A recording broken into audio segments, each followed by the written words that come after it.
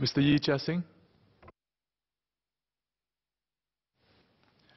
Deputy Speaker, sir, one of the objectives of this bill is to ensure that we have sufficient regulatory oversight to protect the safety and interests of commuters and drivers.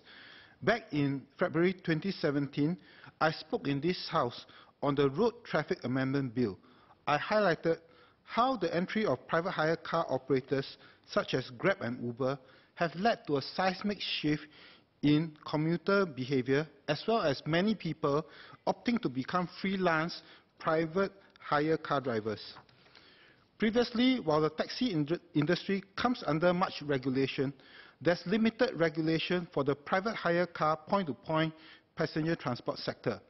Only the drivers and the vehicles come under some form of regulation, but the main service providers, such as Grab, which provides the platform, is not regulated. In a sense, this bill seeks to level the playing field between taxis and private hire cars.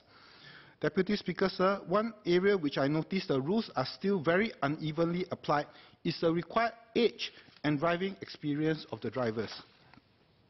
To apply for a taxi driver's vocational license, one must be at least 30 years old at point of application.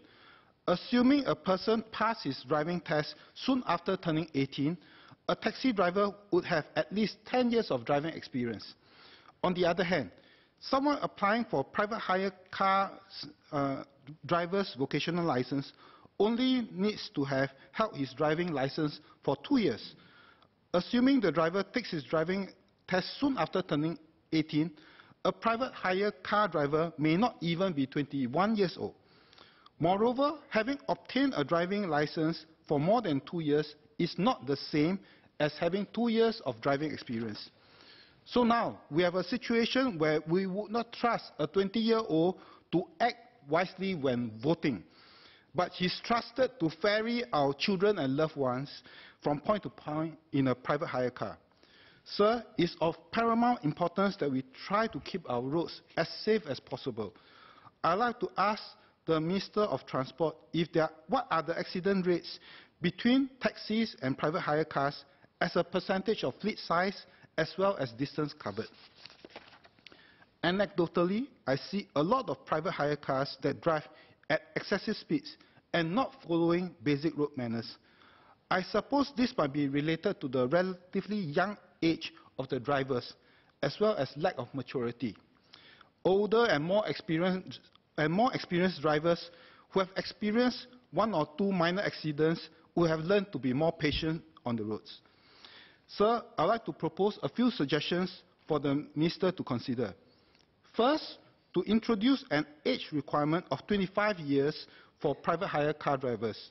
Existing private hire car drivers who are below the age of 25 may continue to drive. My second suggestion is that someone applying for a private hire driver's vocational license must demonstrate that he has owned or rented a car or be a named driver in the car insurance of a family car for at least 2 years. This will level the playing field to bring the rules of private hire cars closer to that applicable for taxi drivers. Sir, I'm not against young drivers, but inevitably we have to acknowledge that age, maturity, and actual driving experience matters and are key factors affecting accident rates. Notwithstanding my comments and suggestions, I support the bill. Thank you.